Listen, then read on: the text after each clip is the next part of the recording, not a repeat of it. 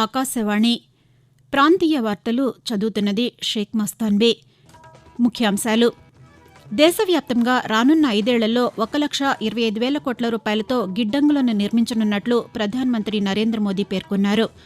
మంగళగిరి అఖిల భారత వైద్య విజ్ఞాన పరిషత్ సహా దేశవ్యాప్తంగా ఉన్న 5 ఎయిమ్స్ ఆసుపత్రులను ప్రధానమంత్రి నరేంద్ర మోదీ రేపు జాతికి అంకితం చేస్తారు. ఆంధ్రప్రదేశ్లో త్వరలో జరగనున్న శాసనసభ ఎన్నికల్లో పోటీ చేసే అభ్యర్థుల తొలి జాబితాను తెలుగుదేశం, జనసేన పార్టీలు ఈరోజు విడుదల చేశాయి.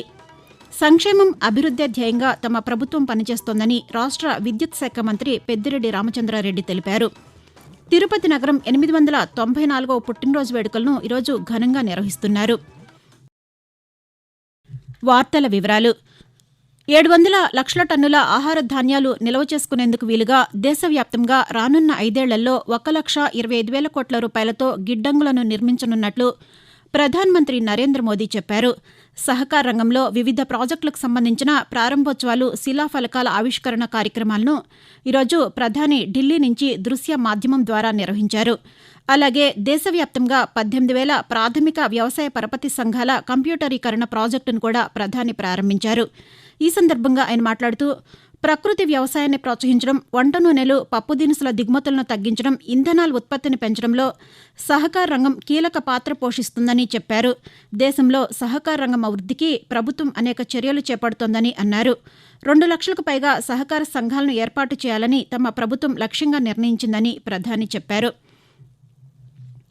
ప్రధానమంత్రి నరేంద్ర మోదీ ఈరోజు ఛత్తీస్గఢ్లోని రాయ్గఢ్లో జాతీయ థర్మల్ విద్యుత్ సంస్థ ఎన్టీపీసీకి చెందిన 1,600 మెగావాట్ల లారా సూపర్ థర్మల్ పవర్ స్టేషన్ను దృశ్య మాధ్యమం ద్వారా జాతికి అంకితం చేస్తారు. అలాగే రెండవ దశలో మరో 1,600 మెగావాట్ల ప్లాంట్ నిర్మాణానికి ప్రధాని శంకుస్థాపన చేస్తారు. మొదటి దశ విద్యుత్ స్టేషన్ను దాదాపు 15,800 కోట్ల రూపాయలతో అభివృద్ది చేశామని, రెండో దశ ప్రాజెక్టుకు 15,530 కోట్ల రూపాయల పెట్టుబడులు రానున్నాయని విద్యుత్ మంత్రిత్వ శాఖ ఒక ప్రకటనలో తెలిపింది. అదేవిధంగా ఛత్తీస్గఢ్లో 600 కోట్ల రూపాయల విలువైన south eastern coalfield limited 3 first mile connectivity ప్రాజెక్టులను కూడా ప్రధాని ప్రారంభించనున్నారు. ఇలా ఉండగా మంగళగిరి అఖిల భారత వైద్య విజ్ఞాన పరిషత్ సహా దేశవ్యాప్తంగా ఉన్న 5 ఎయిమ్స్ ఆసుపత్రులను ప్రధానమంత్రి రేపు జాతికి అంకితం చేస్తారు. వీటిలో గుజరాత్లోని రాజ్కోట్, పంజాబ్లోని బఠిండా, ఉత్తరప్రదేశ్లోని రాయ్బరేలీ, పశ్చిమ బెంగాల్లోని కళ్యాణిల్లో కొత్తగా నిర్మించిన ఎయిమ్స్లు ఉన్నాయి. ఈ సందర్భంగా ఎయిమ్స్ డైరెక్టర్ సీఈఓ మాధవానందకర్ మాట్లాడుతూ, ఎయిమ్స్లో రోబోటిక్ ద్వారా శస్త్రచికిత్సలు చేపట్టేందుకు అవసరమైన చర్యలు తీసుకుంటున్నామని, త్వరలో కార్డియోథొరాసిక్, గ్యాస్ట్రో ఎంట్రాలజీ విభాగాలు అందుబాటులోకి వస్తాయని తెలిపారు. ఎయిమ్స్ వైద్యులు తయారు చేసిన సుమారు 400 పరిశోధనా పత్రాలు వివిధ జాతీయ, అంతర్జాతీయ స్థాయిలో ముద్రితమయ్యాయని అన్నారు. 2024-25 విద్యా సంవత్సరంలో పారామెడికల్ కోర్సులను ప్రారంభించబోతున్నామని, బీఎస్సీ నర్సింగ్ విద్యలో ప్రస్తుతమున్న 50 సీట్లను 100కు పెంచబోతున్నామని చెప్పారు. 2019 మార్చి 12న మంగళగిరి ఎయిమ్స్ ఓపీ సేవలు ప్రారంభమయ్యాయని, ప్రస్తుతం రోజుకు సగటున 2,500 మంది ఓపీ విధానంలో చికిత్స పొందుతున్నారని, ఈ నెల 20వ తేదీ నాటికి చికిత్స పొందిన రోగుల సంఖ్య 15 లక్షలకు చేరిందని అన్నారు. ఆంధ్రప్రదేశ్లో త్వరలో జరగనున్న శాసనసభ ఎన్నికల్లో పోటీ చేసే అభ్యర్థుల తొలి జాబితాను తెలుగుదేశం, జనసేన పార్టీలు కొద్దిసేపటి క్రితం గుంటూరు జిల్లా ఉండవల్లిలో విడుదల చేశాయి. 99 మంది అభ్యర్థుల పేర్లతో తొలి జాబితాను తెలుగుదేశం పార్టీ అధినేత నారా చంద్రబాబు నాయుడు, జనసేన పార్టీ అధ్యక్షులు పవన్ కళ్యాణ్ ఈరోజు ఒకే వేదికపై నుంచి ప్రకటించారు. వీటిలో తెలుగుదేశం పార్టీకి 94, జనసేనకు 5 నియోజకవర్గాలు కేటాయించారు. తెలుగుదేశానికి కేటాయించిన సీట్లలో కుప్పం నుంచి నారా చంద్రబాబు నాయుడు, మంగళగిరి నుంచి నారా లోకేష్, టెక్కలి నుంచి అచ్చెన్నాయుడు, విజయవాడ తూర్పు నుంచి గద్దె రామ్మోహన్, విజయవాడ సెంట్రల్ నుంచి బొండా ఉమామహేశ్వరరావు, ఇచ్చాపురం నుంచి బెందాళం అశోక్, ఆముదాల వలస నుంచి కూనా రవికుమార్, రాజాం నుంచి కోండ్రు మురళి పోటీ చేయనున్నారు. జనసేనకు కేటాయించిన సీట్లలో తెనాలి నుంచి నాదెండ్ల మనోహర్, అనకాపల్లి నుంచి కొణతాల రామకృష్ణ, కాకినాడ రూరల్ నుంచి పంతం నానాజీ, నెల్లిమర్ల నుంచి లోకం మాధవి, రాజానగరం నుంచి బత్తుల బలరామకృష్ణ పోటీ చేస్తారు. ఆకాశవాణి ప్రాంతీయ వార్తలు వింటున్నారు.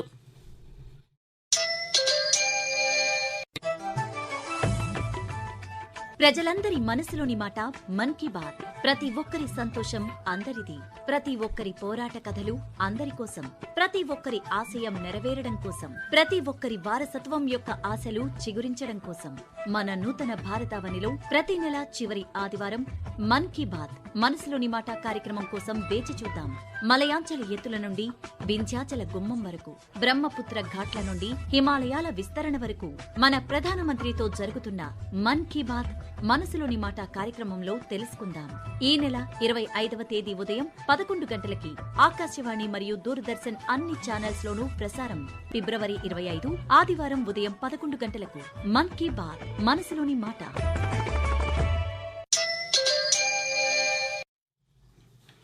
సంక్షేమం అభివృద్ధి ధ్యేయంగా తమ ప్రభుత్వం పనిచేస్తోందని రాష్ట్ర విద్యుత్ శాఖ మంత్రి పెద్దిరెడ్డి రామచంద్రారెడ్డి చెప్పారు. చిత్తూరు జిల్లా రాజకుప్పం మండలంలో నూతనంగా నిర్మించిన రైతు భరోసా కేంద్రాన్ని, చిత్తూరు జిల్లా సహకార కేంద్ర బ్యాంకు కార్యాలయాన్ని మంత్రి ఈరోజు ప్రారంభించారు. రైల్వే శాఖలో అభివృద్ది పనులు పూర్తిస్థాయిలో జరుగుతున్నాయని Vijayawada railway division manager Narendra Anandarao Patil అన్నారు. విజయవాడలో పాతికేయులతో మాట్లాడుతూ ఆయన, భారతీయ రైల్వే గత కొన్నేళ్లుగా అద్భుతమైన విజయాలను సాధించిందని, ప్రయాణికుల రవాణా కోసం వందే భారత్ రైళ్లు, అమృత్ భారత్ కింద స్టేషన్ల పునరాభివృద్ది వంటివి మెరుగుపరిచిందని చెబుతూ, Honorable Prime Minister of India, Shri Narendra Modi ji, has given a very good vision for Indian Railways called Viksit Bharat and Viksit Railways. One of the most transportation environment friendly mode of transportation, since the least pollution is caused by the railways as compared to the roadways, airways and the waterways also. So railways is one which has the least pollution. This environment sustainability further includes various initiatives of energy conservation within railways, various initiatives of tapping non-conventional sources of energy. So this is a broad vision, Viksit Bharat and Viksit Railways that has been laid down by our Honorable Prime Minister. Thank you. Tirupati నగరం 894వ పుట్టినరోజు వేడుకలను ఈరోజు ఘనంగా నిర్వహించారు. తిరుపతిలోని గోవిందరాజస్వామి ఆలయం నుంచి భారీగా కళా బృందాల ప్రదర్శన తిరుమల తిరుపతి దేవస్థానం చైర్మన్ భూమన కరుణాకర్ రెడ్డి, టీటీడీ కార్యనిర్వహణాధికారి ఏవి ధర్మారెడ్డి ప్రారంభించారు. కళాకారుల భక్తి పాటలు ఆద్యంతం ఆకట్టుకున్నాయి. ఈ సందర్భంగా భూమన కరుణాకర్ రెడ్డి మాట్లాడుతూ, తిరుమల బ్రహ్మోత్సవాలతో సమానంగా తిరుపతి పుట్టినరోజును జరుపుకుంటున్నామని చెప్పారు. తిరుపతి ఆవిర్భావంపై శాసనాలు ఉన్నాయని, చిదంబరం నుంచి గోవిందరాజస్వామి ప్రతిమను తీసుకువచ్చారని, దీంతో తిరుపతికి గోవిందపురంగా నామకరణం చేశారని వివరించారు. రాష్ట్రంలో ప్రస్తుత వాతావరణ పరిస్థితులను అమరావతిలోని భారత వాతావరణ కేంద్రం అధికారి డి శేషసాయి వివరిస్తూ, రాబో 2 రోజులకు వాతావరణ సూచనలు ఉత్తర కోస్తా ఆంధ్రప్రదేశ్ మరియు యానాం, దక్షిణ కోస్తా ఆంధ్రప్రదేశ్ మరియు రాయలసీమలలో ఈ రోజు రేపు తేలికపాటి వర్షాలు 1 లేదా 2 చోట్ల కురిసే అవకాశం ఉంది. ముఖ్యమంత్రి వైఎస్ జగన్మోహన్ రెడ్డి ఈ నెల 26వ తేదీన చిత్తూరు జిల్లా కుప్పం నియోజకవర్గంలో పర్యటిస్తారు. హంద్రీనివా ప్రాజెక్టు వద్ద పూజలు నిర్వహించి కాలువకు నీటిని విడుదల చేస్తారు. శాంతిపురం మండలం గుడిసెట్టిపల్లిలో ఏర్పాటు చేసిన బహిరంగ సభలో ప్రసంగిస్తారు. మధ్యాహ్నం స్థానిక ప్రజాప్రతినిధులతో సమావేశమవుతారు. ముఖ్యమంత్రి పర్యటన ఏర్పాట్లపై జిల్లా కలెక్టర్ నిన్న అన్ని శాఖల అధికారులతో సమావేశం నిర్వహించారు. నరసాపురం లోక్సభ సభ్యులు రఘురామకృష్ణంరాజు వైఎస్సార్ కాంగ్రెస్ పార్టీకి రాజీనామా చేశారు. రాజీనామా లేఖను పార్టీ అధ్యక్షులు వైఎస్ జగన్మోహన్ రెడ్డికి పంపారు. పార్టీ ప్రాథమిక క్రియాశీల సభ్యత్వానికి రాజీనామా చేస్తున్నానని లేఖలో పేర్కొన్నారు. ప్రాంతీయ వార్తలు ముగించే ముందు ముఖ్యాంశాలు మరొకసారి. దేశవ్యాప్తంగా రానున్న 5 ఏళ్లలో 1,25,000 కోట్ల రూపాయలతో గిడ్డంగులు నిర్మించనున్నట్లు ప్రధానమంత్రి నరేంద్ర మోదీ పేర్కొన్నారు. మంగళగిరి అఖిల భారత వైద్య విజ్ఞాన పరిషత్ సహా దేశవ్యాప్తంగా ఉన్న 5 ఎయిమ్స్ ఆసుపత్రులను ప్రధానమంత్రి రేపు జాతికి అంకితం చేస్తారు. ఆంధ్రప్రదేశ్లో త్వరలో జరగనున్న శాసనసభ ఎన్నికల్లో పోటీ చేసే అభ్యర్థుల తొలి జాబితాను తెలుగుదేశం, జనసేన పార్టీలు ఈరోజు విడుదల చేశాయి. సంక్షేమం అభివృద్ధి ధ్యేయంగా తమ ప్రభుత్వం పనిచేస్తోందని రాష్ట్ర విద్యుత్ శాఖ మంత్రి పెద్దిరెడ్డి రామచంద్రారెడ్డి తెలిపారు. తిరుపతి నగరం 894వ పుట్టినరోజు వేడుకలను ఈరోజు ఘనంగా నిర్వహిస్తున్నారు. ఆకాశవాణి ప్రాంతీయ వార్తలు ఇంతటితో సమాప్తం.